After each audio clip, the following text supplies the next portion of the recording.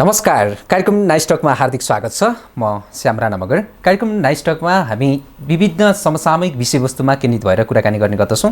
विशेष गरेर समसामयिक विषयवस्तुमा भएका विभिन्न विषयहरूलाई सम्बन्धित विषय विज्ञ व्यक्तिहरूसँग रहेर उक्त विषयवस्तुलाई चिरफार गर्ने प्रयास हाम्रो यस कार्यक्रममा हुन्छ।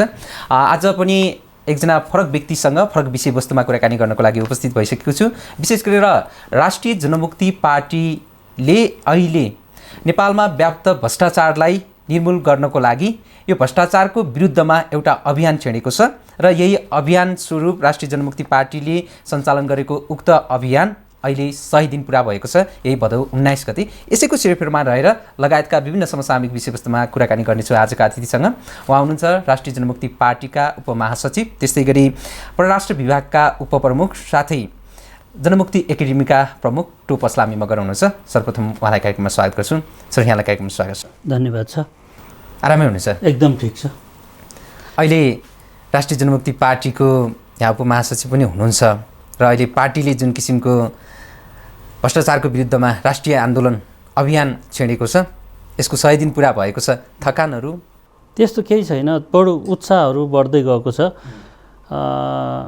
पार्टीमा जनताको जुन खालको चाहिँ अब त्यो समीप्यता बढ्दो छ।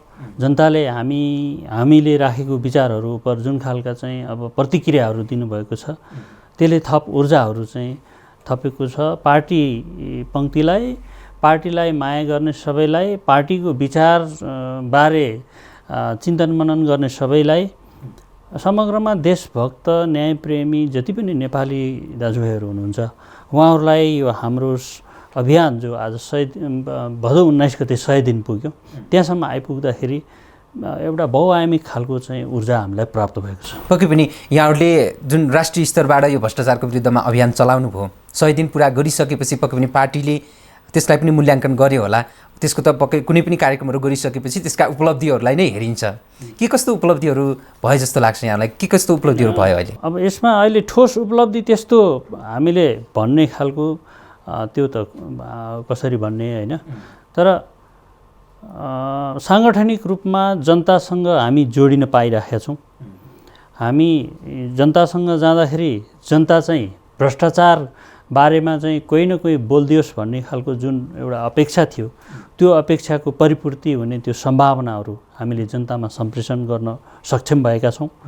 र भोलिका दिनमा हामीले जुन खालको अब एउटा अभ्यास 28 वर्षदेखि मुलुक र जनताको लागि भनेर जुन खालको इमान्दारपूर्वक राजनीतिक एजेन्डाहरू जनसमक्ष हामीले प्रस्तुत गर्दै आइरहेका छौँ, त्यो अब त्यसको एउटा अभिभावकत्व लिने होइन, त्यो खालको चाहिँ अभिभावकत्व लिने र अभिभावकत्व अब चाहिँ राष्ट्रिय जनमुक्ति पार्टीले गर्न सक्छ भन्ने खालको त्यो एउटा सुस्त मनोविज्ञानहरू जनतामा चाहिँ सम्प्रेषित भएको छ। यसलाई हामीले एउटा ठुलो उपलब्धिको रूपमा लिएका छौँ र यो उपलब्धिले मुलुकमा भोलि हामीले देश र जनताको पक्षमा जुन एजेन्डाहरू भ्रष्टाचारको विरुद्धमा उठाएका छौँ, त्यो ठोस हुने दिन पनि आउँछ। यहाँहरूले यो गतिविधिहरू पक्कै त्यहाँनिर त्यो 100 दिन पुर्याउँदै गर्दाको अभियानमा सञ्चालन गरेका गतिविधिहरू चाहिँ के हुन्? होइन, त्यस्तो अहिले हाम्रो गतिविधि भन्दाखेरि बिल्कुल जनतासँग अन्तर्संवाद गर्ने, भ्रष्टाचार सम्बन्धमा मुलुकमा बढ्दो जुन भ्रष्टाचार छ त्यो भ्रष्टाचार सम्बन्धमा चाहिँ अन्तर्क्रिया गर्ने, अन्तर्संवाद गर्ने र जनतासँग अब जनताको जुन अभिमत चाहिँ हामीलाई चाहियो भन्दाखेरि जनताको हस्ताक्षर हामीले चाहिँ भ्रष्टाचारको विरुद्धमा सङ्कलन गर्ने काम गरेका छौँ। यही हो हाम्रो अहिलेको गतिविधि। अब हामीले यसैको सेरफेरमा रहेर आफूलाई क्रियाशील गरिरहेका छौँ। राष्ट्रिय अभियान भन्नुभएको छ, यहाँहरू राष्ट्रका सबै ठाउँहरूमा पुग्नुभयो कि होइन? अब यो मूलत हामीले घोषणा हामीले यसको चाहिँ राष्ट्रिय रूपमा गऱ्यौँ है कि गएको जेठ 15 गते नेपालमा गणतन्त्र दिवस मनाइरहँदा यो जनताको बलबाट प्राप्त चाहिँ जुन सङ्घीय लोकतान्त्रिक गणतन्त्र हो, यो गणतन्त्रलाई कमजोर पार्ने खेलहरू हुँदैछन्। त्यस कारणले प्राप्त उपलब्धिको रक्षा गर्ने र थप उपलब्धि चाहिँ जनताले चाहिँ अब हासिल गर्नुपर्छ भन्ने खालको त्यो एउटा सन्देश लिएर हामीले 7वटै प्रदेशको मुख्य सहरहरूमा एकैपटक अर्थात् जेठ 15 गते हामीले चाहिँ एउटा चाहिँ उद्घोष सभाहरू गऱ्यौँ होइन। त्यस पछाडिको हाम्रो कार्यक्रम भनेको जिल्लाका सदरमुकामहरूमा हामीले जनताहरूसँग अन्तर्संवाद गर्ने, छलफल गर्ने, अन्तर्क्रिया गर्ने र हस्ताक्षर सङ्कलनहरू चाहिँ गर्ने नै हो है। र अहिलेसम्म जाँदाखेरि अब हामी 40 जिल्लामा यो अभियानलाई पुर्याउन सफल भएका छौँ। अब यो अभियान हाम्रो चाहिँ मङ्सिरको 23 गतेसम्म जान्छ। त्यहाँसम्म हामी चाहिँ देशका 77वटा जिल्लाका सदरमुकामहरूमा अनि सम्भव भयो भने अन्य नगरहरूमा पनि र गाउँपालिकासम्म पुग्ने हाम्रो लक्ष्य छ। कस्तो रह्यो अभियानको यो 100 दिनको अभियानको अनुभवहरू जनताको मैले यहाँलाई अगाडि नै भनिसकेँ। हाम्रो 100 दिने अभियान चाहिँ एकदम उत्साहपूर्ण छ। जनताहरू उत्साहित हुनुहुन्छ। जनतालाई राजनीतिक रूपमा यो मुलुकमा एउटा इमान्दार ढङ्गले नेतृत्व गर्ने त्यो एउटा संस्थाको आवश्यकता महसुस भएको छ हैन। त्यो महसुस हामीले गऱ्यौँ भने उहाँहरूले पनि अब चाहिँ राष्ट्रिय जनमुक्ति पार्टी चाहिँ मुलुकमा एउटा विकल्प हुनसक्छ भन्ने खालको जुन अब त्यो उहाँहरूको प्रतिक्रिया हामी सुन्यौँ नि। त्यसले गर्दाखेरि स्वभावले चाहिँ यो अभियान आफैमा चाहिँ उत्साहपूर्ण छ। मुलुक निर्माणको सन्दर्भमा जनताहरू चाहिँ आफै स्वतःस्फूर्त रूपमा लाग्नुपर्छ भन्ने तर्फ चाहिँ उहाँहरूको सोच छ। पक्कै पनि यो भ्रष्टाचार भन्दै गर्दा भनौँ न, यो भ्रष्टाचार शब्दसँग नेपाली जनताहरू धेरै परिचित छन्।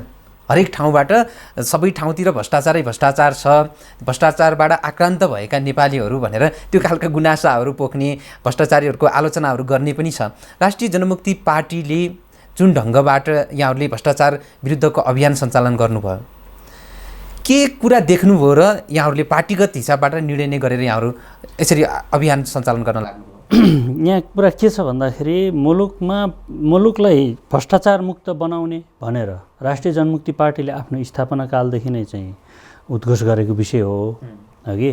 तर अहिले आएर हामीले चाहिँ के चाहिँ अड्कल त्यो एउटा ठहरमा पुग्यौँ भन्दाखेरि मुलुकको विद्यमान परिस्थिति जुन छ, जस्तो राज्यको परिस्थिति, समाजको परिस्थिति हैन, राज्यका संयन्त्रहरूको परिस्थिति, त्यो एउटा चाहिँ वस्तुस्थिति यति बेला अब अनि जनताको आकाङ्क्षाका कुराहरू जुन छन् र आवश्यकताका कुराहरू, त्यसलाई हामीले चाहिँ गहिरो अध्ययन गरिसके पछाडि अब यो भ्रष्टाचार भन्ने चिजलाई यो सानोतिनो जोडले चाहिँ अब यो उखेलिन सक्नेवाला छैन। किनभने हामीले यसलाई नियन्त्रण भनेका छैनौँ, निर्मूल गर्नुपर्छ भनेका छौँ। अब यो निर्मूल गर्नुपर्ने चाहिँ जुन एउटा अभिभारा हो नि, त्यो अभिभारा चाहिँ यहाँको सत्ताधारीले अर्थात् चाहिँ जुन कम्फर्टेबल मेजोरिटी छ त्यो एउटा चाहिँ 2/3 बहुमत भएको सरकारले पनि त्यतातिर ध्यान नदिएको जस्तो देखियो। अनि प्रतिपक्षीहरू पनि चाहिँ त्यसमा चाहिँ केन्द्रित हुन नखोजेको देखियो भनेपछि, तर देशलाई आक्रान्त बनाउने चिज चाहिँ दिनदिनै चाहिँ बढ्दै गएको देखियो भने यो बेलामा एउटा जिम्मेवार राजनीतिक दल भएको कारणले गर्दाखेरि हामीले त्यसको चाहिँ एउटा त्यसलाई त्यो मुद्दा बारेमा जनतासँग छलफल गर्नु, त्यो मुद्दालाई किनारा लगाउने सन्दर्भमा एउटा चाहिँ जिम्मेवारी महसुस गर्नु हाम्रो चाहिँ त्यो एउटा चाहिँ के त सचेत एउटा नागरिकको हिसाबले मात्रै होइन, जिम्मेवार राजनीतिक दलको नाताले पनि हामीले त्यो एउटा चाहिँ यो गर्नुपर्छ भनेर ठहर गऱ्यौँ होइन। अब यो गर्नुको लागि अब हामी राजनीतिक दलले त यो त एउटा आह्वान गरे मात्रै हो, तर त्यसमा सबै पक्षहरू जोडिन सम्भव छ भनेर हामीले त्यसलाई अहिले नेतृत्वकारी भूमिका लिएर अगाडि गए तापनि त्यहाँ चाहिँ भ्रष्टाचार विरुद्ध राष्ट्रिय अभियान भनेर एउटा फरक त्यो एउटा अभियानको रूपमा चाहिँ हामीले लिएका छौँ। यो किन लियौँ भन्दाखेरि मैले अगाडि भने कि यसलाई अब सानो चाहिँ झट्काले यसलाई मुलुकबाट साफ गर्न सकिन्न, यसलाई अभियानकै रूपमा लिएर जान जरुरी छ भनेर हामी त्यसरी अगाडि बढेका हौँ। जस्तो पार्टीले यो खालको निर्णय गर्यो भ्रष्टाचारको विरुद्धमा यो अभियान चलाउँदै गर्दाखेरि, भनौँ न भ्रष्टाचार भन्दै गर्दाखेरि सामान्य जनताहरूले कहीँ ठगी गर्ने भनौँ न अलिकति पैसाहरूको कारोबार गर्ने, यहाँनिर म चाहिँ यहाँलाई के क्लियर गराउँ भने जस्तो यो अब पार्टीको ठहर के हो होइन भन्दाखेरि भ्रष्टाचार अब चाहिँ केवल आर्थिक लेनदेनको विषय रहेन, भ्रष्टाचार नैतिकताको विषय रहेन के। अब भ्रष्टाचार के हो भन्दाखेरि यो त राष्ट्रमाथि घात भयो क्या, राष्ट्रलाई द्रोह गर्ने काम भयो, राष्ट्रलाई बिगार्ने काम भयो भने जति पनि भ्रष्टाचार जन्य क्रियाकलापहरू छन्, घटनाहरू छन्, त्यो अब राष्ट्रद्रोहको चाहिँ अपराध मानिनुपर्छ भने हामी भन्न चाहिरहेछौँ। यसलाई नेपालको मूल कानुनमा अर्थात् संविधानमा भ्रष्टाचार सम्बन्धी प्रावधान जुन लेखिएको छ संविधानको धारा 51 को टमा त्यसलाई अब टोटल चेन्ज गर्नुपर्छ। त्यहाँ के राख्नु पऱ्यो भन्दाखेरि अर्थात् भ्रष्टाचार सम्बन्धमा जनताको आकाङ्क्षा अनुसार मुलुकको आवश्यकता अनुसार पनि एउटा कडा व्यवस्था संवैधानिक रूपमा हुनु पर्यो। त्यसको लागि के हो भन्दाखेरि भ्रष्टाचार भन्ने चाहिँ जुन चिज छ यो राष्ट्रद्रोह भन्ने कुरा मानिनु पर्यो, त्यहाँ लेखिनु पर्यो हैन। अनि भ्रष्टाचारी जो प्रमाणित हुन्छन् तिनीहरू राष्ट्रका द्रोही हुन् अर्थात् राष्ट्रद्रोही हुन् भन्नु पर्यो र भ्रष्टाचारीहरूको चाहिँ सम्पत्ति राष्ट्रियकरण गरिनु पर्यो, राष्ट्रिय कोषमा राख्ने त्यो व्यवस्था गरिनु पर्यो। अनि जुन कैदको कुरा छ नि त्यो चाहिँ न्यूनतम हैन जन्मकैदको व्यवस्था हुनुपर्छ भन्ने हो। जन्मकैद भन्नाले अब सामान्यतया न्यूनतम 20 वर्षको कुरा हुन्छ। त्यहाँसम्मको कुराहरू चाहिँ हामीले आकलन गरेर यो एजेन्डाबारे हामीले आम रूपमा चाहिँ छलफल मात्रै होइन, अब त हामीले के भन्दा यो तत्काल चाहिँ पुरा गर्नुपर्ने, तत्काल चाहिँ राष्ट्रले सम्बोधन गर्नुपर्ने विषय अन्तर्गत हामीले यो हालेका छौँ। भन्दाखेरि अब यहीँनिर म के जोड्न चाहेँ भन्दाखेरि यो जुन चाहिँ आम के अरे तत्काल राष्ट्रले सम्बोधन गर्नुपर्ने भ्रष्टाचार सम्बन्धमा कुराहरू त्यो एक नम्बरमा यो बताएँ भने अब अर्को कुरा के हो भन्दा भ्रष्टाचार सम्बन्धी जो छानबिन गर्नुपर्ने चाहिँ जुन निकाय छ नि त्यो निकाय अख्तियारले अब त्यो सम्भव छैन हैन। त्यो अख्तियारले त्यो चाहिँ भार थाम्न सक्दैन कि अख्तियारमा रहेका आफै पदाधिकारीहरू भ्रष्टाचारको चरम हैन। त्यो त यहाँलाई होइन कि आम नेपाली तपाईँलाई त थाहा छँदैछ, आम नेपालीलाई थाहा छ हैन। टेलिभिजन पत्र पत्रिकामा आइरहेको छ त्यो बारेमा चाहिँ मैले यहाँ भनिरहनु पर्दैन। त्यस कारणले हामी के भनेको भन्दाखेरि भ्रष्टाचारलाई छानबिन गर्नको लागि नेपालमा रहेका जति पनि देशभक्त के अरे व्यक्तित्वहरू हुनुहुन्छ हैन, लब्ध प्रतिष्ठित व्यक्तित्वहरू हुनुहुन्छ, उहाँहरू सम्मिलित एउटा चाहिँ स्वायत्त किसिमको नागरिक छानबिन आयोगको गठन गरिनु पर्यो। यो दोस्रो। अर्को कुरा के भन्दाखेरि अब भ्रष्टाचार सम्बन्धमा मुद्दा पनि छानबिन हुनु पर्यो। यहाँलाई थाहा छ हाम्रो न्यायालयले चाहिँ कस्तो ढङ्गले चाहिँ मुद्दा छानबिन गरिरहेछ। त्यस कारण हामी के भन्दा भ्रष्टाचार मात्रै हेर्ने अर्को एउटा चाहिँ न्यायिक निकायबारे चाहिँ संविधानमा लेखिनै पर्छ।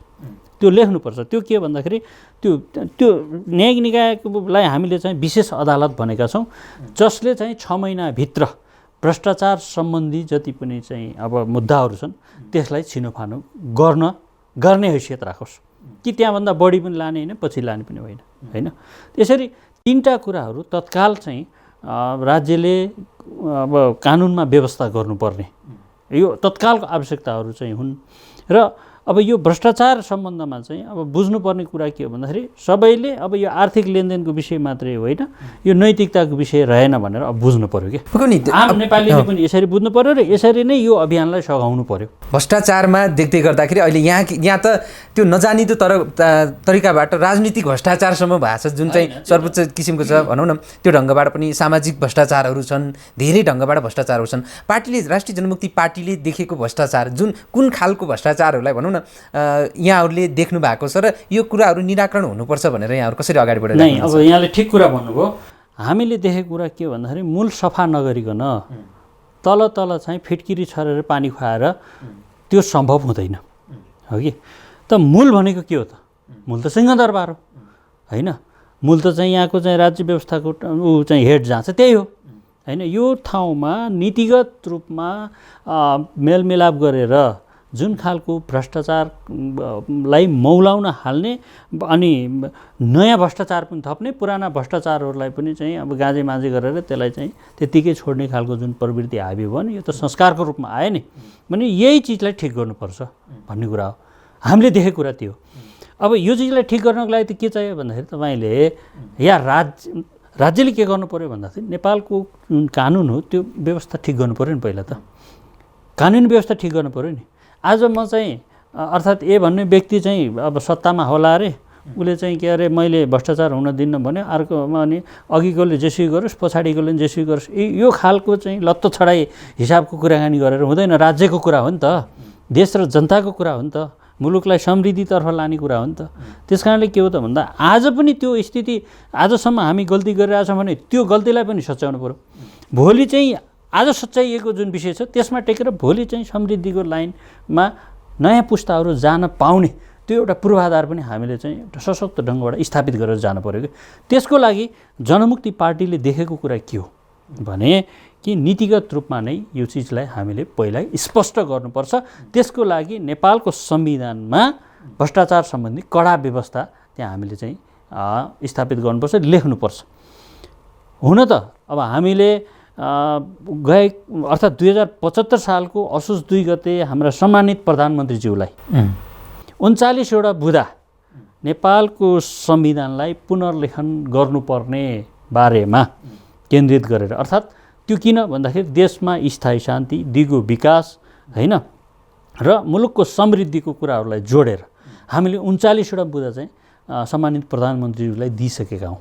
त्यो हामीले पार्टीको केन्द्रीय तहबाट पनि दिएका हौँ, पार्टीको चाहिँ प्रदेश जिल्ला सबै तहबाट चाहिँ हामीले चाहिँ प्रधानमन्त्रीज्यूलाई ज्ञापन पत्र दिएका हौँ। तर हेर्दै गयौँ नि, हेर्दै गएपछि के भयो भन्दाखेरि त्यो सुनुवाई हुने छाँटकाँट भएन। यसमा जनतालाई 39वटा बुँदा पनि के हो त भन्दा अब अलमल हुँला जस्तो स्थिति देखियो। त्यस कारणले अहिले तत्काल देशलाई राहत कहाँबाट हुन्छ भन्ने सन्दर्भमा जुन भ्रष्टाचारले थेलो मार्यो, यो त फेरि के हो भन्दाखेरि यो त लोकतन्त्रको पनि विरोधी हो। हेर्नुहोस्, भ्रष्टाचार भनेको जुन चिज छ नि, यो त लोकतन्त्रको पनि एकदम विरोधी पक्ष, अर्थात् जनताको बलबाट प्राप्त जुन सङ्घीय लोकतान्त्रिक गणतन्त्र छ नि, यसले खान्छ। त्यसमाने यसलाई त बचाउनु पर्छ फेरि, होइन? बचाउनु त हाम्रो सबैको कर्तव्य हो। त्यसको लागि पनि पहिलो चाहिँ प्रहार चाहिँ हामीले चाहिँ के गरौँ, भ्रष्टाचारमाथि चाहिँ गर्नुपर्छ। अर्थात् भ्रष्टाचार भन्ने जुन चाहिँ संस्कारगत रूपमा चाहिँ नेपालमा यसको बिग छ, यसलाई हामीले अब निर्मूल गर्नुपर्छ। ठिक छ, यहाँले यो भ्रष्टाचारको निर्मूल गर्ने कुराहरू आवाजहरू उठाउँदै गर्दाखेरि अहिले पछिल्लो समय संविधान पनि बनेको छ, नयाँ संविधान बन्यो, नयाँ अहिले स्थायी सरकार पनि आएको छ 5 वर्षको लागि भनौँ न, त्यो पनि 2/3 बहुमतको साथमा। त्यो सरकारले, अहिलेको वर्तमान सरकारले अब नेपाललाई समृद्धतिर लैजाने भनेर पनि त भनेको छ नि, उसले त्यो उठान गर्नुपर्ने अवस्थामा यो अवस्थामा किन यति बेला त्यो पाटोहरू भनौँ न, भ्रष्टाचारको पाटोहरू त झन् कम भएर जानुपर्ने थियो होला, त्यो देख्नु भएन, पाउनु भएन? पछिल्लो समयमा चाहिँ यो भ्रष्टाचारको अवस्था कस्तो पाउनु भएको छ यहाँले? बढेको छ, बढेर यहाँहरू यो अभियान छिड्नु भयो, या त घटेको पाउनु? होइन, अब यो बढेर घटेर भन्दा पनि अब घटेको त कुरै छैन। हेर्नुहोस्, होइन, त्यो त चाहिँ के अरे महालेखा नियन्त्रकको कार्यालयबाट आएको चाहिँ त्यो डाटाले पनि बताइरहेको छ, होइन? त्यो मैले यहाँ व्याख्या गरिरहनु पनि जरुरी छैन।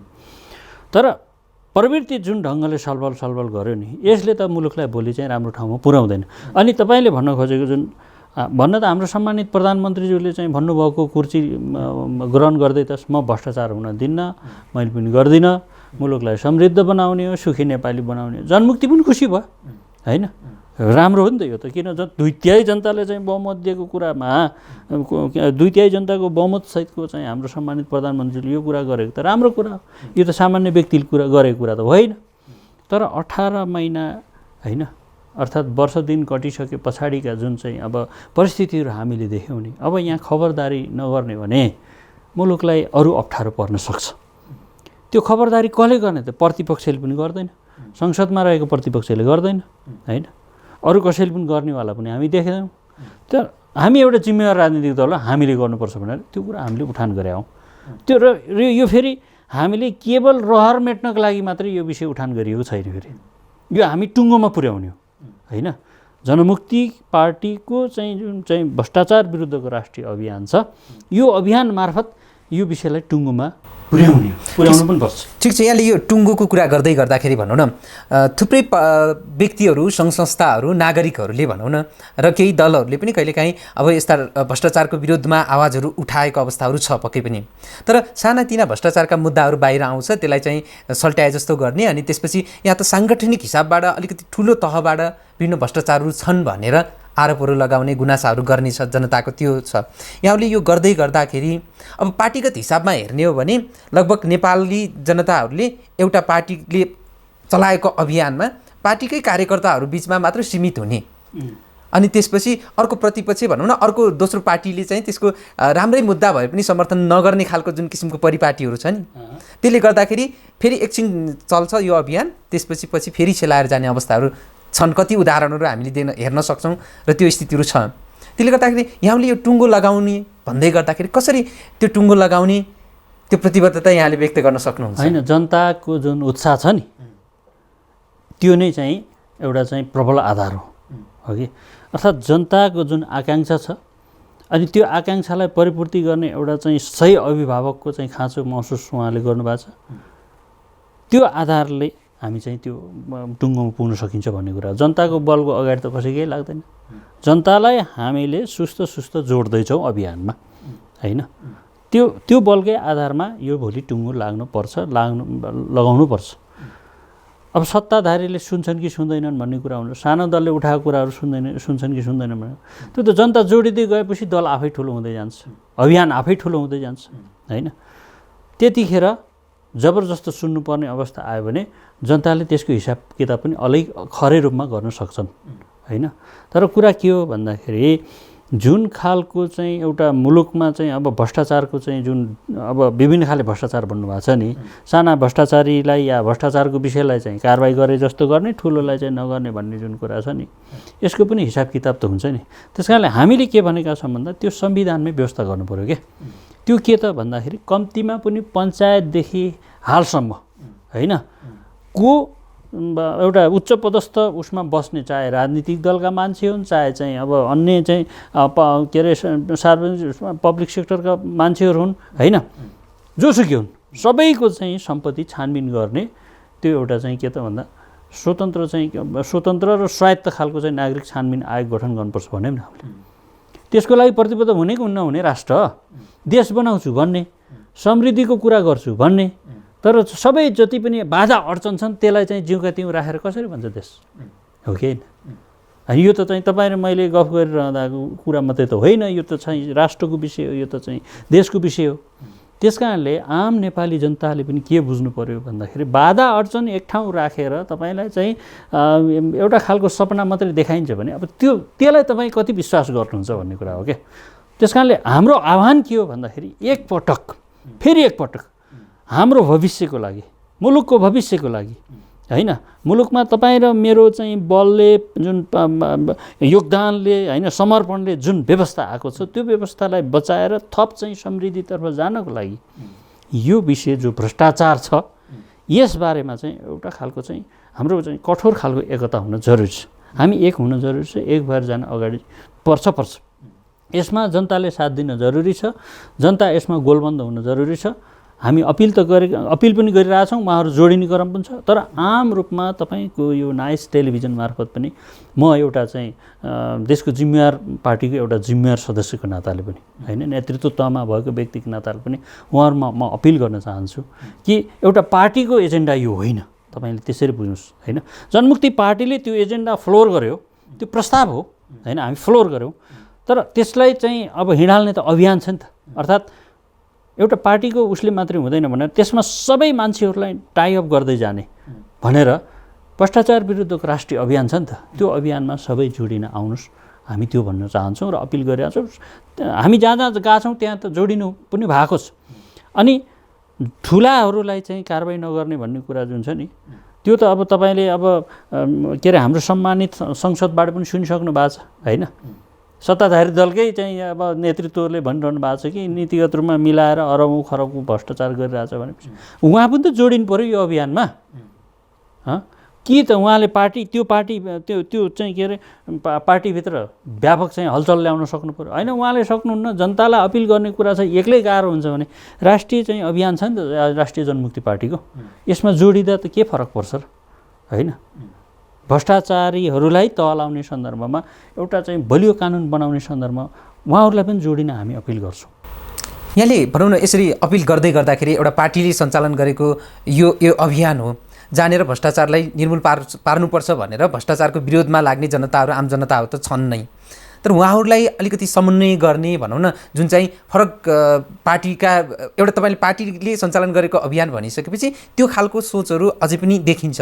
यहाँले कुरा गर्नुभयो अभियानमा जोडिराख्नु भएको छ भन्दै गर्दाखेरि, र अन्य नागरिक समाजदेखि लिएर भनौँ न अन्य निकायहरू, सङ्घ संस्थाहरू जसले चाहिँ भ्रष्टाचार निर्मूल गर्नुपर्छ भन्दैछन् भनेर समर्थन गर्दैछन्, उहाँहरूको त्यो चाहना पनि छ, उहाँहरूसँग पनि समन्वय गर्ने खालको त्यो परिस्थिति कसरी सिर्जना गर्नु भएको छ? त्यो side by side, one by one हामी गरिरहेछौँ, होइन?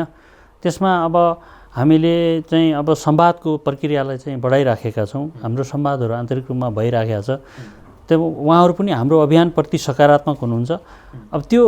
अब यो सबैको एउटा खालको रिजल्ट आउने दिन भनेको मङ्सिर 23 गते हो क्या, होइन?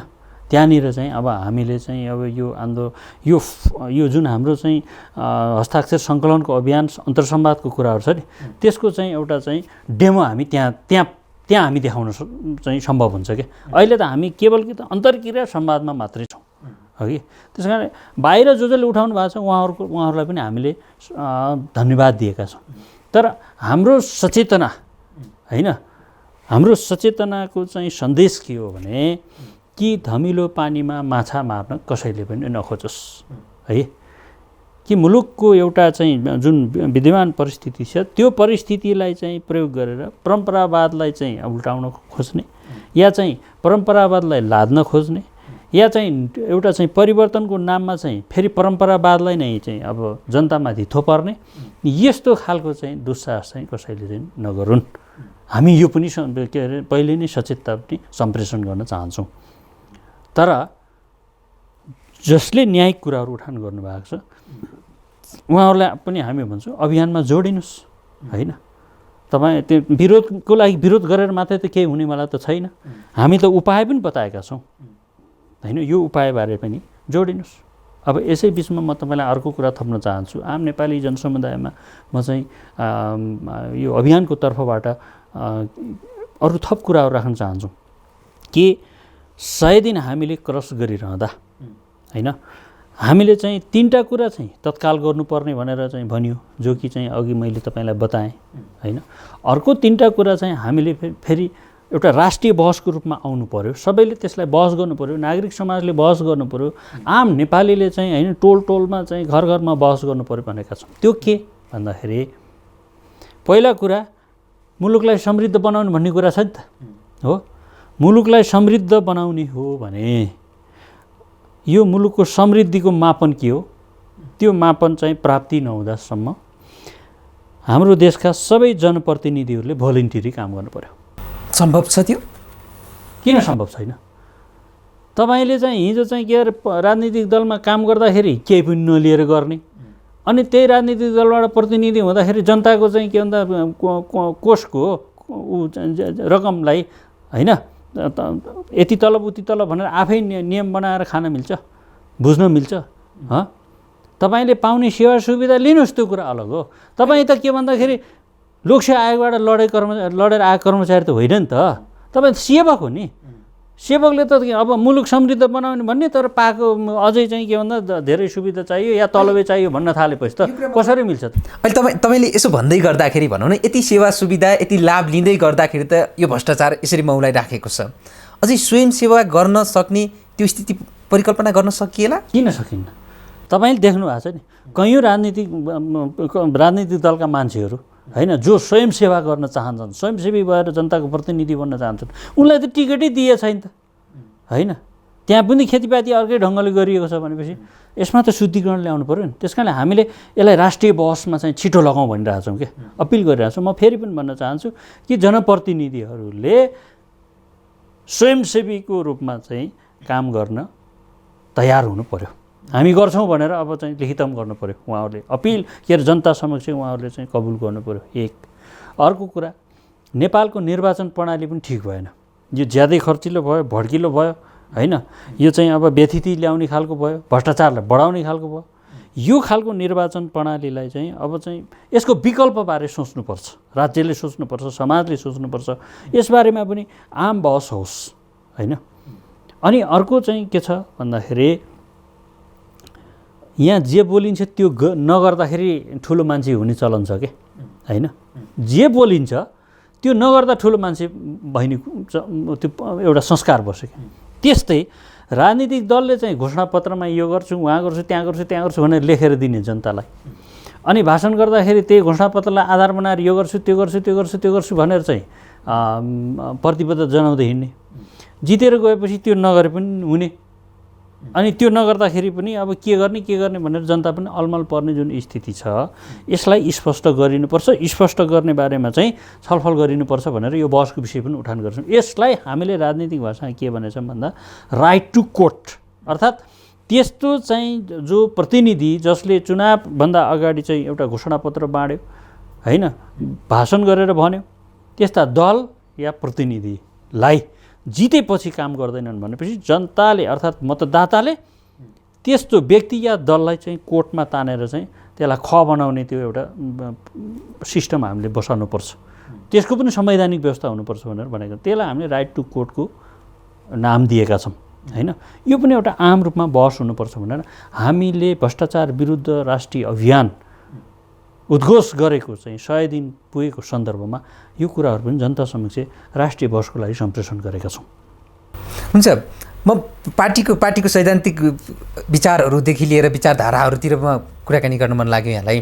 जस्तो राष्ट्रिय जनमुक्ति पार्टी एउटा देशमा अलिक गतिलो ढङ्गबाट भनौँ न सानो पार्टीको रूपमा मात्रै आफूलाई स्थापित गर्यो, तर अगाडि आउन नसकेको अवस्था छ अहिलेसम्म हेर्दै गर्दाखेरि। राष्ट्रिय जनमुक्ति पार्टीका सैद्धान्तिक आधारहरू, वैचारिक आधारहरू चाहिँ के हुन्? यसो छ, हाम्रो मूलभूत सिद्धान्त भनेको त बहुजातीय लोकतान्त्रिक समाजवाद नै हो होइन। यो मुलुकको चाहिँ जुन खालको चाहिँ सामाजिक वस्तुस्थिति छ, जुन खालको चाहिँ भौगोलिक वस्तुस्थिति छ, यो वस्तुस्थितिलाई राजनीतिक रूपमा व्यवस्थित गर्ने एउटा प्रणाली चाहिँ निर्माण गर्नुपर्छ भनेका छौँ होइन। त्यसको लागि हामीले चाहिँ यसलाई समग्रमा जनमुक्ति थटको माध्यमबाट चाहिँ व्याख्या गरिरहेछौँ। जनमुक्ति थटको चाहिँ एउटा मूल थिम भनेको के भन्दा बहुजातीय लोकतान्त्रिक समाजवाद हो होइन। त्यसमा हामी जानैपर्छ। यो मुलुकको चाहिँ नेपाल जस्तो कैयन त्यस्ता चाहिँ बहुजातीय मुलुकहरू, बहुभाषिक मुलुकहरू, भौगोलिक रूपले विशिष्ट मुलुकहरू, त्यस्ता मुलुकहरू यो खालको उसमा विचारधारामा आधारित भएर त्यहाँको चाहिँ समाजलाई व्यवस्थापन गर्ने, त्यहाँको राजनीति प्रणालीलाई व्यवस्थापन गर्नेमा जानुपर्छ। अर्को कुरा शोषित पीडितहरूको कुरा छ, जुन आदिवासी जनजातिको कुराहरू भए, दलित महिलाहरूको कुरा भए, सबै चाहिँ अब जति पनि जाति समुदायहरू छन् सबै जातिहरूलाई राज्य सत्ताको मालिक बनाउनुपर्छ होइन। त्यसको लागि हामीले नीति निर्माण तहमा जातिको जनसङ्ख्याका आधारमा समानुपातिक प्रतिनिधित्वको कुराहरू चाहिँ हामीले स्थापना कालदेखि अहिले पनि उठाइरहेका छौँ होइन। अहिले पनि त्यसलाई चाहिँ हामीले निरन्तर एउटा चाहिँ के त पार्टीको मूलभूत सिद्धान्तकै रूपमा चाहिँ पार्टीको यो मूलभूत सिद्धान्तको कुरा गर्दाखेरि भनौँ न, राष्ट्रिय जनमुक्ति पार्टीले आफ्नो स्थापना कालदेखि नै यो समावेशी समानुपातिकका कुराहरू, जातीय जनसङ्ख्याको समानुपातिक समावेशी हुनुपर्छ भन्ने खालको कुराहरू उठाउँदै गर्दाखेरि अन्य पार्टीहरूले पनि यो मुद्दालाई उठान गरे र एक तहको निर्वाचनहरूमा पनि उहाँहरूले राम्रो खालको उपस्थिति जनाए पनि। तर राष्ट्रिय जनमुक्ति पार्टी जहिले पनि भनौँ न सानो पार्टीकै रूपमा स्थापित हुनुको पछाडि चाहिँ रहनुको पछाडि कारण के? होइन, यस्तो हो, हामी सानो पार्टी रहनुमा अब जनताको अभिमत हामीले होइन त्यो एउटा एग्रेसिभ ढङ्गबाट लिन सकेनौँ होला। त्यसमा हामीले पनि धेरै विचार गरिरहेछौँ। तर जुन कपीको कुराहरू छन् नि, हाम्रो सिद्धान्तलाई अब नीतिहरूलाई चाहिँ अब त्यस्तै नीतिहरू बोकेर अन्य पार्टीहरू अगाडि गइरहेछन् भन्ने कुरा जुन छ नि, आखिरीमा त्यो त एउटा रणनीति मात्रै थियो भन्ने कुरा त अहिले प्रमाणित पनि त भएको छ नि। त्यो चाहिँ गर्नको लागि लिएको थिएन भन्ने कुरा हो। किनभने तपाईँले आफूले के गर्ने हो भन्ने कुरा चाहिँ आफूले चाहिँ निर्गोल नगर्दासम्म अर्काको के अरे कपी पेस्ट गर्न थाल्नु भयो भने त्यसको चाहिँ तपाईँ कहाँ पुग्ने हो गन्तव्य थाहा हुँदैन क्या। जस्तो अहिले सङ्घीयतामा चाहिँ सङ्घीयताबारे चाहिँ विचारै नगर्नेहरूले सङ्घीय व्यवस्थामा चाहिँ नेतृत्व गर्ने एउटा चाहिँ त्यो परिस्थिति बनाएको छ नि, अनि सङ्घीयतै ठिक छैन भन्न थालेछन् नि। यस्तो हुन्छ क्या। त्यस कारणले अब यहाँनिर हामीले बुझ्नुपर्ने कुरा के हो भन्दाखेरि मूलभूत रूपमा सही ढङ्गले इमान्दार ढङ्गले कुन चाहिँ राजनीतिक दलले चाहिँ कुराकानी र अर्थात् जनता र देशको पक्षमा मुद्दाहरू उठान गरेछ त्यो कुरा अब जनताले बुझ्ने बेला भयो। अब बुझ्नुपर्छ होइन। कसले चाहिँ के भन्दाखेरि एग्रेसिभली उठा छैन त्यो कुरालाई चाहिँ विश्वास गर्ने भन्ने कुराहरू चाहिँ अब चाहिँ जनताले ख्याल गर्नुपर्छ, यहाँनिर विश्लेषण गर्नुपर्छ। हामीले के चाहन्छौँ त, मुलुकलाई एउटा आशाको केन्द्र बनाउन चाहिरहेछौँ नि। अहिलेसम्मको राजनीति नेपालमा चाहिँ जुन के भन्दाखेरि स्थापित गरिदिल त्यो राजनीति भने कस्तो भयो भन्दाखेरि जसले ठग्न सक्यो नि, जसले ढाँट्न सक्यो नि, जसले छलकपट गर्न सक्यो नि, त्यही चाहिँ राजनीति हो भन्ने कुराहरू चाहिँ स्थापित गरिदिएछ क्या। होइन, राजनीति नै त्यो विषय हो जहाँ धेरै इमान्दारिता चाहिन्छ, जहाँ तपाईँको चाहिँ धेरै चाहिँ मेहनत चाहिन्छ होइन। यही चिज नभएको हुनाले नै अहिले नयाँ पुस्तामा राजनीतिप्रति के छ, वितृष्णा छ। यसको जिम्मेवारी को हो त? त्यही कपी पेस्ट गर्नेवालाहरू होइनन्? यहाँहरू चाहिँ उहाँहरू चाहिँ भनेर चाहिँ एउटा ठुलो आवरणको एउटा चाहिँ त्यो जुन आवरणमा मात्रै ठुलो देखिएकाहरूलाई त्यो भ्रममा बुझ्दाखेरि जनताले धोका पाएको विषय होइन। यथार्थ के हो त्यसमा जनता जानु पर्यो क्या। भनेपछि जस्तो भने नि तपाईँले यसो भन्दै गर्दाखेरि राष्ट्रिय जनमुक्ति पार्टीले बोकेका मुद्दाहरू राम्रा छन् होइन? त्यो त बिल्कुल त्यो त राम्रा छन्, तर यसो भन्दै गर्दाखेरि किन त पार्टी अगाडि आउन नसकेको भनेपछि नेतृत्वको कमजोरी हो? होइन, यसबारेमा पार्टीले आन्तरिक रूपमा भिन्दै ढङ्गले छलफल गरेको छ, भिन्दै ढङ्गले चाहिँ यसको महसुस गरेको छ। यो चिजहरूको सबै एउटा रिजल्ट आउने दिन पनि अवश्य आउँछ, त्यो जनताले महसुस गर्ने दिन पनि आउँछ, देशले सारा संसारले एउटा महसुस गर्ने दिन पनि आउँछ होइन। त्यसको लागि पार्टीले मैले भने आन्तरिक रूपमा विश्लेषण त्यसलाई चाहिँ कसरी शुद्धिकरण गरेर अगाडि जाने होइन, त्यसमा हामी सुदृढीकरण कसरी गर्ने, यो चिजहरू आफ्नो ढङ्गले गर्दै गएको छ। भनेपछि जो चाहिँ अब एउटा मुलुकको परिवर्तनको लागि एउटा अन्तरात्मादेखि चाहिँ अब एउटा अभिभावकत्वको खोजीमा हुनुहुन्छ उहाँहरूले अब उहाँहरू पनि अब राष्ट्रिय जनमुक्ति पार्टीसँग जोडिनु पर्यो, राष्ट्रिय जनमुक्ति पार्टीसँग हातेमालो गर्नु पर्यो। अब यही सन्दर्भमा मैले के भन्छु भन्दाखेरि जिम्मा दिने अनि छोडेर हिँड्ने सिस्टम आयो क्या अहिले देशमा, त्यो होइन क्या। तपाईँ जिम्मा पनि दिने हो सँगसँगै खबरदारी पनि गर्ने हो होइन। हामी त्यो खालको अर्थात् नागरिक हामी कस्तो चाहिरहेका छौँ भन्दाखेरि नागरिकले चाहिँ आलोचना गर्न सक्ने होइन, एउटा जायज आलोचना चाहिँ गरेर नागरिकले पनि मुलुक निर्माणमा अपनत्व हासिल गर्न सक्ने त्यो खालको एउटा नागरिक र समाजको चाहिँ परिकल्पना हामी गरिरहेछौँ। जनमुक्ति पार्टी नै त्यस्तो पार्टी हो जसले नागरिकलाई त्यो तहसम्म जानलाई चाहिँ प्रेरित गर्छ कि। सबै पार्टीहरूले यसै भन्छन् होइन, भन्ने र गर्ने कुरा फरक हो नि त। अब त के हो भन्दा लिड बाई इक्जाम्पल हामीले भनेका छौँ। अब मुलुकको नेतृत्व गर्ने कसले हो भन्दाखेरि जो पार्टीले चाहिँ उदाहरणमा सही ढङ्गले अगाडि बढेको छ त्यसलाई जनताले विश्वास गर्नुहोस्। जो पार्टीले चाहिँ उदाहरणमा के गरेको छ, घात गरेको छ, त्यसलाई तपाईँले साइड लगाइदिनुहोस्। अब अहिले त ठुला पार्टीहरू छन् जो छन्, अब जनताहरू उसकै पछि लागिराखेको अवस्थाहरू छ।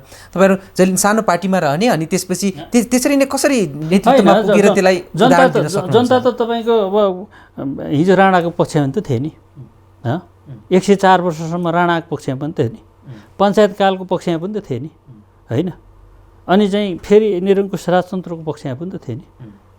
जनतालाई अब हामीले चाहिँ सचेत गर्ने प्रक्रियामा तपाईँ जस्तो सचेत अब नागरिकहरू सबैले भूमिका खेल्नु पऱ्यो क्या होइन। आम चाहिँ जो मूलधारका मिडियाहरू छ त्यो मिडियाहरूले पनि यस विषयमा चाहिँ फरक ढङ्गले नयाँ परिस्थितिमा नयाँ ढङ्गले चाहिँ अब मुद्दाहरू स्थापित गर्ने, नेतृत्वहरू स्थापित गर्ने सन्दर्भमा छलफलहरू चलाउनु पऱ्यो क्या होइन। तपाईँले चाहिँ एन पर्करेन भने जस्तो घुमाइ फिराइ रुम्जाटारको कुराहरू गर्ने, घुमाइ फिराइ चाहिँ के भन्दा एउटा नयाँ आवरणमा उही पुरानै प्रवृत्तिलाई चाहिँ स्थापित गर्ने काम कुरो गर्नुहुन्छ भने त तपाईँले मैले चाहेको चाहिँ त्यस्तो परिवर्तनको कुनै पनि गुन्जाइस हामीले महसुस गर्न सकिँदैन क्या। त्यस हुनाले अब के हो त भन्दाखेरि पार्टी सानो छ तर निर्वाचन आयोगको आँकडामा हेर्नुहोस् पार्टी चाहिँ के त हिजो 15-17 पोजिसनबाट आज 12औं पोजिसनमा आएको छ होइन। त्योभन्दा पनि मुख्य कुरो चाहिँ आम जनताले बुझ्नुपर्ने कुरा के भन्दा राष्ट्रिय जनमुक्ति पार्टी नै त्यस्तो पार्टी हो नेपालमा। हो ठिक छ जनताले जिताउनु भएन होइन, संसदमा जितेन हो, तर यसरी नजित्दै पनि देश र जनताको सन्दर्भमा चाहिँ यो पार्टीले चाहिँ हामी बुझाउन सक्छौँ होइन, जनतालाई बुझाउन सक्छौँ हाम्रो एजेन्डा सही छन् भनेर नहारेको अवस्था पनि त हो नि। पार्टी त अहिलेसम्म चाहिँ निरन्तर लाग्दै आएको अवस्था पनि त हो नि। तपाईँ देख्नुभयो नि त कैयौँ पार्टीहरू 47 सालपछि कुन पार्टी त्यो निर्वाचन आयोगमा थिए र कुन पार्टी अहिले छैन नि हेर्नुभयो भने छर्लङ्ग हुन्छ।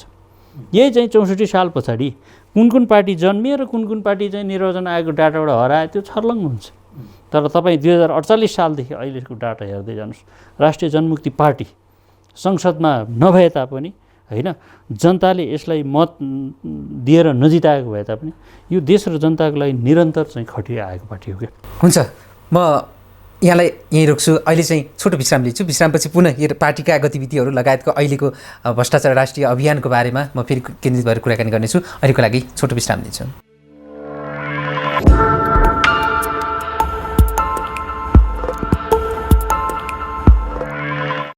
विश्रामपछि पुनः स्वागत छ नाइस टकमा आज कुराकानी गर्दैछु राष्ट्रिय जनमुक्ति पार्टीले सञ्चालन गरेको भ्रष्टाचार विरुद्धको राष्ट्रिय अभियानको विषयमा केन्द्रित भएर यसमा कुराकानी गर्नका लागि मैले आज स्टुडियोमा निम्ति आएको छु। अतिथि टोप अस्लामी मगर हुनुहुन्छ, उहाँ राष्ट्रिय जनमुक्ति पार्टीको उपमहासचिव, त्यस्तै गरी परराष्ट्र विभागका पनि प्रमुख, त्यस्तै गरी जनमुक्ति एकाडेमीका प्रमुख हुनुहुन्छ। उहाँसँग कुराकानी गरिरहेको छु। फेरि पनि उहाँलाई जोड्छु। स्वागत छ फेरि पनि। हस्, धन्यवाद। हुन्छ, हामीले पार्टीको यहाँले स्थापना कालदेखि अहिलेसम्म निरन्तर रूपमा आइराखेको छ भन्ने प्रसङ्गमा थियौँ अगाडि। यही प्रसङ्गलाई फेरि पनि जोडौँ।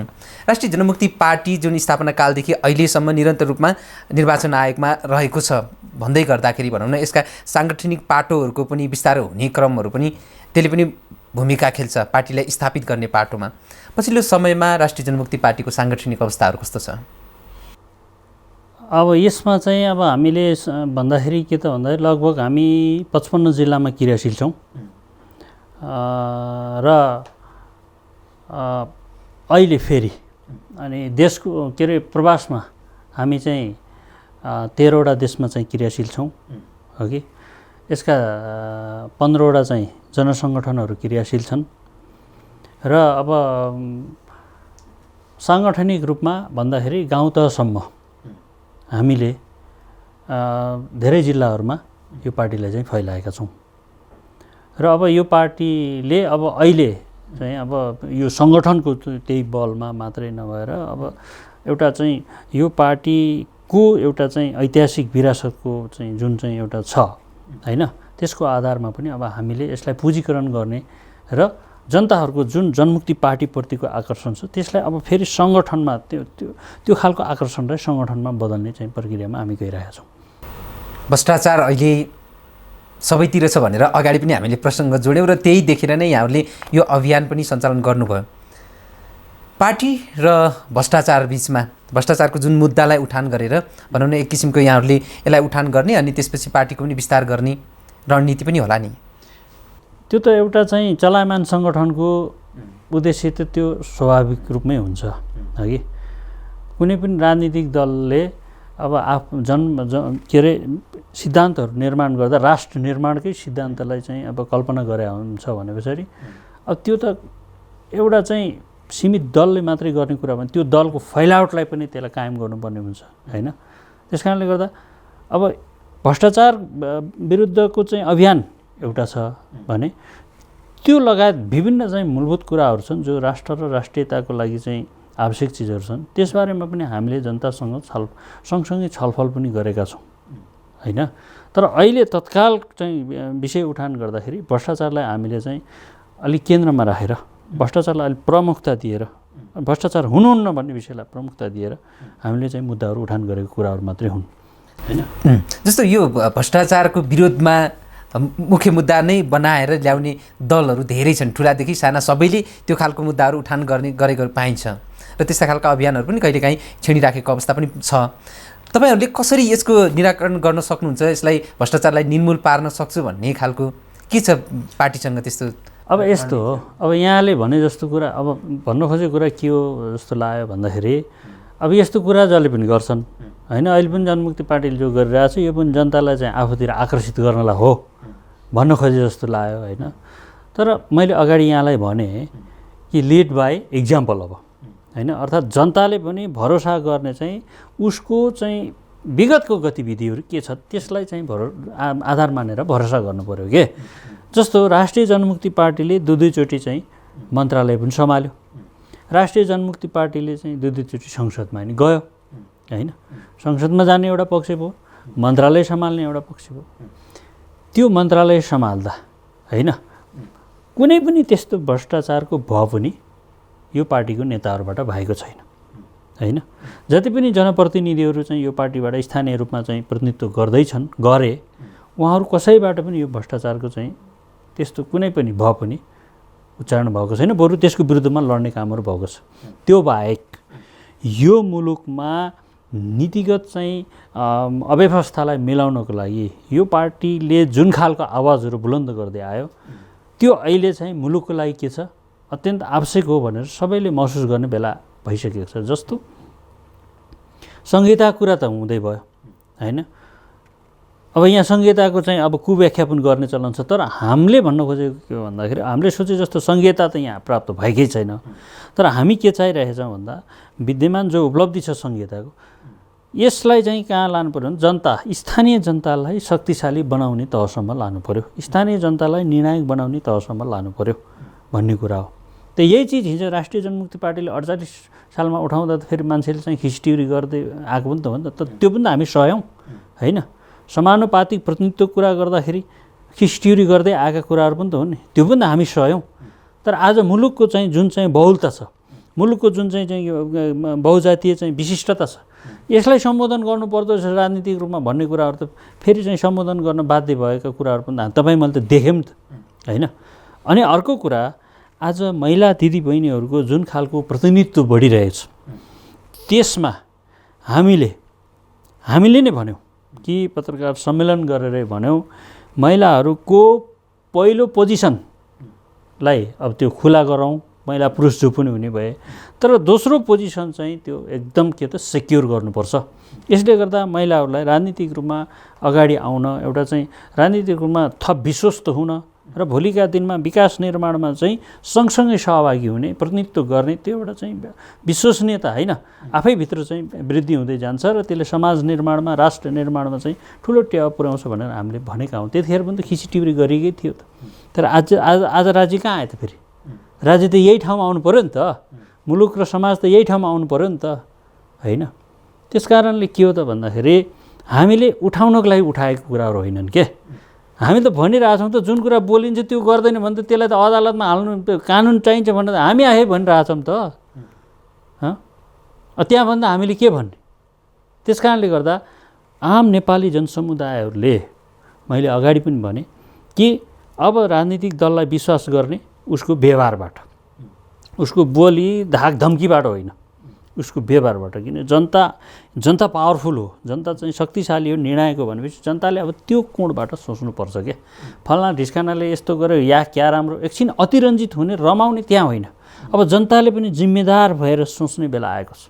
किन हाम्रा चाहिँ नयाँ पुस्ताहरू आज दिनदिनै बाहिर गइरहेका छन्। यो देशमा चाहिँ जसले काँधको छाला फालेर होइन गुणास्तर काम गर्न सक्छ त्यो जनशक्ति बाहिर गइरहेका छन्। यहाँ बस्न नरुचाइरहेको अवस्था छ होइन। एउटा घरमा घर खाली हुने स्थितिहरू छन्, गाउँ रित्तिएका स्थितिहरू छन्। त्यसलाई हामीले चाहिँ हराभरा बनाउनु कसरी त? यहाँ एउटा विश्वसनीय राजनीतिक प्रणाली चाहिँ हामीले स्थापित गर्नु पर्दैन होइन? पर्छै पर्दैन? पर्छ नि त। पर्छ भनेपछि त्यो त एक्लैले त कसैले पनि गर्न सक्दैन भनेपछि हिजो तपाईँले चाहिँ विश्वास गरेको राजनीतिक दलबाट त्यो सम्भव भएन भने अब तपाईँ ट्र्याक चेन्ज गर्नुपर्छ। तपाईँले चाहिँ हिजोको परम्परावादी सोचलाई बदल्नुपर्छ कि नयाँ त्यस्तो चाहिँ के अरे शक्तिहरू पनि छन् कि खोजी गर्नुपर्छ होइन। बिचबिचमा चाहिँ अब मैले अगाडि भने धमिलो पानीमा माछा मार्ने खालको त्यस्तो खालको चाहिँ होइन अब गतिविधिहरू पनि हुन्छन्। त्यसमा हामी अतिरञ्जित हुनु हुँदैन। त्यसले पनि फेरि कुनै न कुनै भड्कलामा लगेर जाग्छ। त्यस कारणले राजनीतिक रूपमा इमान्दार ढङ्गले को आइरहेको छ। यदि तपाईँ र म इमान्दार हौँ, इमान्दार राजनीति हामी स्थापित गर्न चाहन्छौँ, मुलुक जसरी चाहिँ हिमाल पहाड तराईको चाहिँ एउटा सङ्गमले सुन्दर छ होइन, 123 जातिको बसोबासले चाहिँ को सङ्गमले चाहिँ सुन्दर छ, वीरहरूको देश भनेर संसारभरि चिनिएको छ। त्यस्तै गरी यो देश चाहिँ भ्रष्टाचार मुक्त देश हो। त्यो देशका नेपाली के अरे नागरिकहरू चाहिँ भ्रष्टाचार शून्य भ्रष्टाचार चाहन्छन् होइन। उहाँहरू चाहिँ दिमागले पनि त्यस्तो भ्रष्टाचारी छैनन्, व्यवहारले पनि छैनन्। संसारमा हामी देखाउन सक्नेतर्फ किन नजाने? त्यसको लागि त यहाँको राज्य व्यवस्था ठिक गर्नु पऱ्यो नि होइन। रोजगार दिन्छु भन्यो कसैलाई, ऋण ल्याए चाहिँ 1-2 महिना चाहिँ पैसा चाहिँ कनिका छरे जस्तो चाहिँ अब 10-15 हजारको चाहिँ रोजगार दिएर त्यसमा चाहिँ तपाईँ रोमाञ्चित हुने, म रोमाञ्चित हुने, त्यस्तो परिस्थितिलाई हामीले चिर्नुपर्छ होइन। जस्तो अहिले हेर्नुहोस् न, अहिले चाहिँ सारा मान्छेहरू चाहिँ अहिले किन विश्वस्त भए? रोजगार दिने कुराले विश्वस्त भए। सारा मान्छेहरू किन विश्वस्त भए होइन? अनेक अन्य सामाजिक सुरक्षाको कुराहरूले विश्वस्त भए, सारा कुराहरू विश्वस्त भए। तर हिजो 1 वर्ष अगाडिको चाहिँ तपाईँको चाहिँ आर्थिक वर्षको बजेट आकलन गर्दाखेरिको नेपालीको ऋण 24,000 को कुरा, प्रत्येक नेपालीलाई चाहिँ 24,000 ऋण परेको कुरा र आज चाहिँ 76-77 को बजेट चाहिँ निर्माण गर्ने क्रममा होइन जुन चाहिँ डाटा देखियो त्यसले चाहिँ 34-36 हजार चाहिँ प्रत्येक नेपालीको थाप्लोमा चाहिँ ऋण परेको कुरा, वर्षमा 10,000 को चाहिँ फरकले ऋण बढ्दै गएको छ। 5 खरबभन्दा बढी चाहिँ राष्ट्रिय ऋण छ भनेपछि ऋण नघटाउने, देशमा चाहिँ के भन्दाखेरि अन्य चाहिँ सम्भावनाहरू नबढाउने अनि रोजगार दिन्छु भनेर चाहिँ फाइफुटी लागेको कुरालाई अब तपाईँ कति विश्वास गर्ने होइन?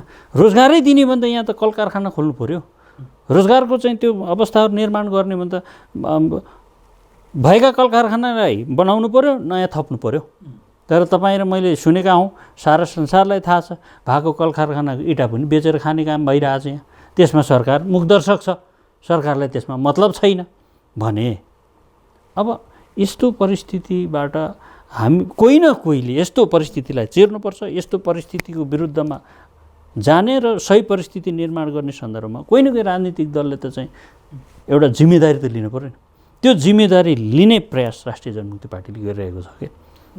हुन्छ, कार्यक्रममा आइदिनु भयो। विशेष गरेर राष्ट्रिय जनमुक्ति पार्टीले भ्रष्टाचार विरुद्धको यो अभियानको बारेमा केन्द्रित भएर हामी कुराकानी गऱ्यौँ। अन्तमा केही कुराहरू छन् छुटेका?